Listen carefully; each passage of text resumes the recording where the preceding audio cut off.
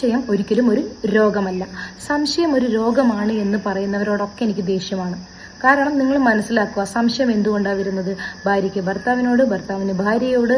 ഈ സംശയം കൂടുന്നതിന്റെ അർത്ഥം എന്താണ്? അവിടെ സ്നേഹം കൂടി എന്നാണ്. ഓക്കെ, അത് മനസ്സിലാക്കുക. എന്നിട്ട് അതിനനുസരിച്ചിട്ട് പെരുമാറുക. അല്ലെങ്കിൽ ഇയാൾക്ക് എന്നെ സംശയമാണ്, ഇവൾക്ക് എന്നെ സംശയമാണ്, അവൻ എന്നെ സംശയമാണ്. അല്ല, നിങ്ങളോടുള്ള സ്നേഹം കൂടുതൽ വരുന്ന സമയത്ത് അവർക്ക് സംശയങ്ങൾ വരികയാണ്, പേടി വരികയാണ്, ടെൻഷൻ വരികയാണ്. എന്ത്? നിങ്ങളെ നഷ്ടപ്പെടുമോ എന്നുള്ള ടെൻഷൻ. അതാണ് സംശയം. ഇതൊരു രോഗമല്ല കേട്ടോ. സംശയത്തെ ഒരു രോഗമായി കണ്ട് ട്രീറ്റ് ചെയ്യരുത്. അതൊരു സ്നേഹ കൂടുതലായി കണ്ടിട്ട് അതിനെ പരിഗണിച്ച് മുന്നോട്ട് കൊണ്ടുപോകും. ഓക്കെ, അപ്പം അത് പരിഗണിക്കുന്ന രീതിയെ മാറും.